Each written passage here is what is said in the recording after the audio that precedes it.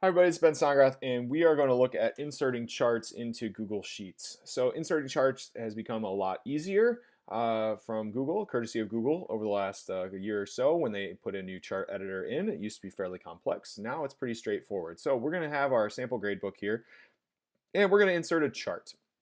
So I'm going to go up here to do that. I go to Insert, and then now I go to Chart. Now you can see that right now when I click on this, I don't get any data because I only had one cell selected and there was no information in that cell. If I wanted to maybe preload information and have Google start to make charts for me, what I can actually do is I'm going to delete that, and then I'm going to highlight the entire or all of my data here. So I'm going to highlight this. I'm actually going to delete this row down here because it might screw with my data a little bit. So I'm going to go ahead and highlight everything. And now if I go up to Insert Chart, you can see it automatically populated my data and it put in a lot of stuff. So I've got all of my students showing up down here at the bottom. But I'm in a column chart if we go to the right hand side. And then it's got my range of A1 to J26, which is what I had highlighted. But it's very busy. There's a lot going on. So maybe I only want a chart that just has the average on it.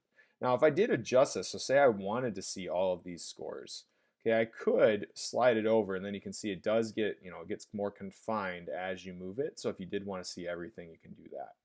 Okay, so I'm going to go ahead and just kind of limit this now. So I only want to see the information, maybe for column J. All right, so over here on the right-hand side, you can see the x-axis down here has got the student's name. So that's great. That's what I want. And then the y-axis is going to be the test scores up to 50.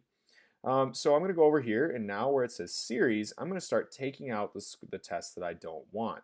So for example, maybe I don't want test 1 in there. So I click on the 3 dots and say remove, and test 1 disappears. I'm going to remove test 2. I'm going to remove test 3 and 4 and just have the averages in there. Okay, so now I've got the averages, but you can see it's got a label going across the middle here. We don't want that. So I click on where it says name, and then I'm going to say remove labels, and I'm going to remove the grade 3 times the charm.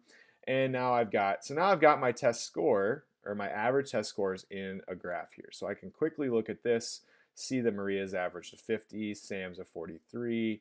It's really great. So one of the cool things though that once you're done with this is if I wanted to maybe say open up a new Google Doc and take this information and share it with somebody. Okay, so I've got my doc and I don't maybe need to send them the entire spreadsheet, but I wanted to at least send them this chart. So what I can do is I can click on the chart and I can do a Control or a Command C to copy it. Or I can go up to the 3 dots and you can see I can save it as an image, or I can copy the chart, or any number of different things. But I'm going to go ahead and copy chart, go back over to the document, and then now paste that chart in, and it should populate. And I paste the chart, so I can say link to spreadsheet. So what that does is it doesn't mean that the spreadsheet is going to, like, if I update the spreadsheet, that the chart in the doc is also going to update. What this means is when I paste this in with a link, it's just if I click on this, you can see I have a link to get back to that spreadsheet that the data came from. So if I did say send this to my principal, showing him the different levels that my students have achieved in their average scores, he could, if he wanted to look a little deeper, click on the link chart and go to the actual grades in the spreadsheet. You'll also notice that I can do many different things with this. So I can go up here to the column chart and I can change this to different formats. So I could do a pie chart, which is going to be really not appropriate for this particular set of data, but this is where you can now change all of these different chart types and see how the data is manipulated and how you can change it, how it looks. So it's pretty cool stuff here. So there's a lot of different ways you can engage with this with the chart making. Okay, one of the things that you can also consider is that you can customize these charts. So you can see I can customize different features on this, including the different colors. If you want to make it a little bit better looking, fonts, sizes, the horizontal and vertical axes. You can do a number of different things inside of the customization. But we wanted to make sure that you knew how to do the regular just creating a chart. So I'm going to go ahead and delete this chart, and then the last piece that I'll show you is down here in the Explore tool. If I click on the Explore tool, it actually goes ahead and looks at a number of different things, including making charts. So you can see that it automatically is creating some charts that it thinks you want to know. So this one right here is a count of grades for column C. You can see when I hover over top of it, column C actually highlights.